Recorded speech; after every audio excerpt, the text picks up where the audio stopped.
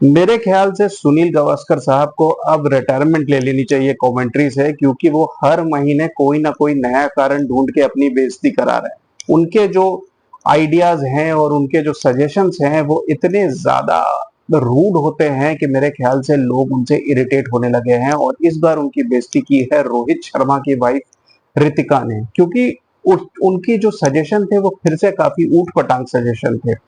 रोहित शर्मा अपने बेबी के बर्थ के लिए एक टेस्ट मैच की छुट्टी चाहते थे, जिस पर सुनील गावस्कर साहब ने भड़क के स्टेटमेंट दिया था कि अगर वो एक टेस्ट या दो टेस्ट के लिए अवेलेबल नहीं है तो उन्हें पूरी सीरीज में कैप्टनसी नहीं मिलनी चाहिए और पूरी की पूरी सीरीज की कैप्टनसी जसप्रीत बुमराह को दे देनी चाहिए।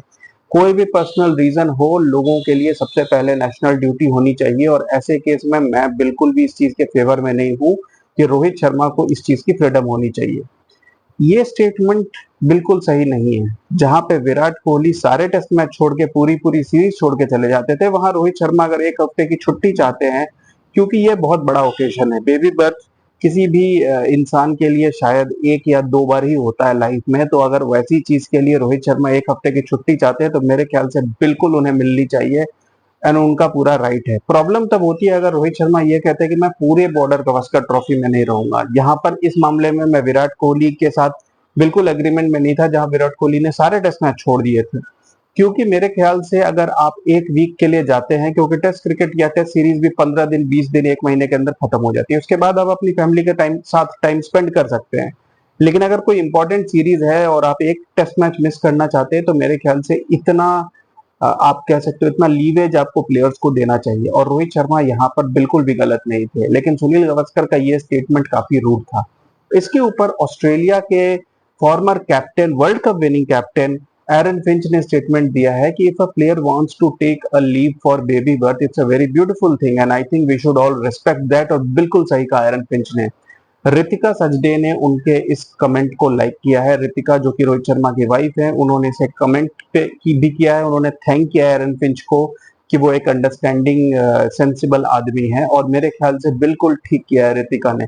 इसके पहले भी सुनील गावस्कर बहुत सारे ऊट पटांग बयान कभी विराट कोहली के बारे में कभी किसी और के बारे में देते रहते हैं। उनकी कमेंट्री में जो उनके आइडियाज हैं, उनके व्यूज हैं, वो कुछ हद तक तो ठीक है, लेकिन वो किसी चीज पे कुछ ज्यादा ही एडमेंट हो जाते हैं। आपको बता दूं कि सुनील गावस्कर भी कोई बहुत साफ जैसे कह सकते हैं ना, उनका क्रिकेटिंग करियर कोई बहुत साफ नहीं रहा है। सेल्फिश डिसीजंस लेना सुनील गावस्कर की खासियत रही। प्लेयर्स को फेवर करना, मुंबई लॉबी को फेवर करना, एमसीजी में अपने ओपनिंग पार्टनर को लेके वॉकआउट कर जाना जस्ट बिकॉज उनको एक गलत एलबीडब्ल्यू दे दिया गया था। कितने सारे गलत डिसीजंस लिए जाते हैं क्रिकेटिंग ग्राउंड पे, वो हम सब जानते हैं।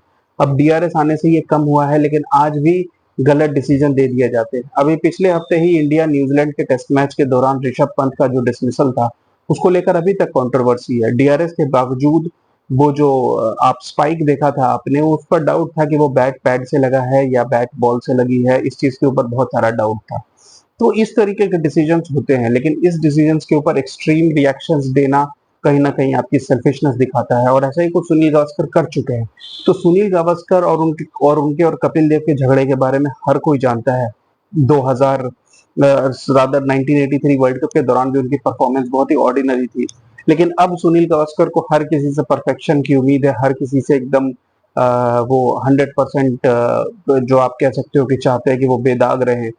सुनील गावस्कर खुद एक टाइम पे स्टेटमेंट दे चुके हैं कि मैं ईडन गार्डन में कभी नहीं खेलूंगा, क्योंकि ईडन गार्डन्स के क्राउड ने उनको बू किया था, क्योंकि वो कपिल देव को ड्रॉप करके ईडन गार्डन्स में खेल रहे थे। और ईडन गार्डन्स की क्राउड को बिल्कुल पसंद नहीं आया था, क्योंकि कपिल देव को वर्ल्ड चैंपियन की तरह देखा जाता था। कपिल देव एक बहुत बड़े सुपरस्टार थे, और जब कपिल देव को ड्रॉप किया गया था तो इस चीज को ईडन गार्डन के क्राउड ने बिल्कुल नेगेटिवली लिया था और सुनील गावस्कर को बू किया था। जिसके बाद सुनील गावस्कर काफी भड़क उठे थे और उन्होंने कहा था कि वो ईडन गार्डन्स में नहीं खेलेंगे। तो गावस्कर साहब, जब आपका खुद का करियर बेदाग नहीं था तो आप बाकी प्लेयर से बहुत बड़े बड़े सेक्रीफाइस की उम्मीद करते हो, जबकि आपके टाइम पे इतना क्रिकेट भी नहीं होता था। लीग क्रिकेट, टी20 क्रिकेट तो भूल ही जाइए। मुश्किल से 3 महीने का एक सीजन होता था, उसके बाद पूरे साल में एक या दो सीजन आप क्रिकेट खेलते थे। मतलब आराम से आपको 5 से 6 महीने घर में मिलते थे। आजकल इतनी ज्यादा क्रिकेट होती है, 2 महीने की आईपीएल, फिर back to back series, world cups, हर साल कोई ना कोई आईसीसी टूर्नामेंट होता है। वैसे में अगर अपना कोई प्लेयर अपने पर्सनल किसी काम के लिए हफ्ते 10 दिन की छुट्टी चाहता है तो मेरे ख्याल से इट्स फेयर इनफ।